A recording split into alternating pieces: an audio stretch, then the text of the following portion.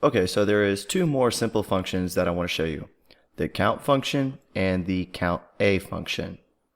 And once we start building our example, it would be easier to pinpoint the differences between the two. So to start off, I will be demonstrating the count function.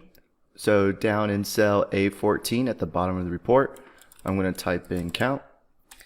I'm going to click tab to get to the next cell over, and I'm going to start typing the equal sign counts. I'm going to give the count function a double click, go up to our FX button to open up the function arguments window. And what this function does is that it counts the number of cells in a range that contains numbers. So for our first argument, we are going to select the cells that we want to count. So let's go ahead and count the number of expenses that we have in January. So we're going to select all of our expenses and click OK.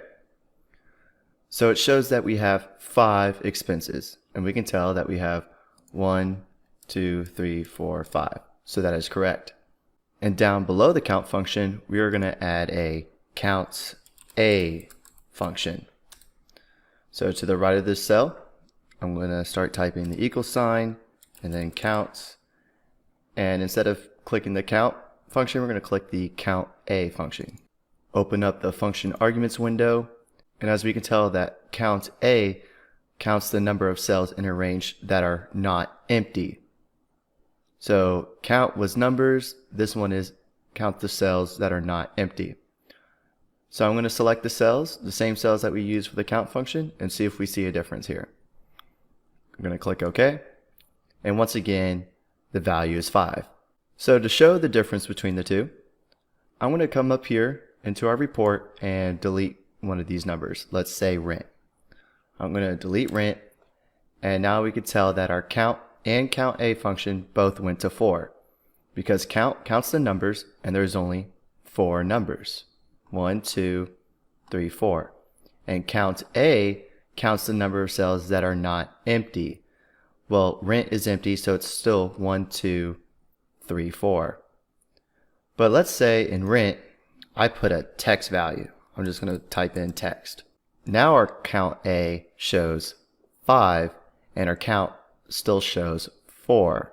That's because count, once again, is counting the numbers. So within this range, there are 4 numbers, and the count a just counts all the cells that are not empty. Now, even though the text is not a number, this cell is not empty. That's why count a is counting 5.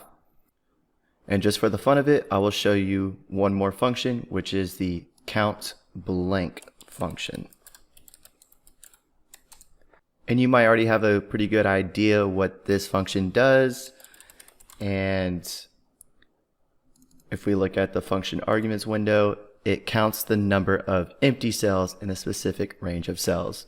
So we're going to go ahead and click the same range that we've previously done for the past 2 functions. Click OK or enter. And right now the count blank is showing 0 because there's no empty cells. Now if I get rid of this text value and click enter, the count blank function shows there is 1 empty cell. And now if I put rent back to 750, the count function should count 5 because there's 5 numeric values. The count a should show 5 because all the cells are full. And the count blank should go to 0 because there's no empty cells. Let's see. And like I said, those are the correct answers.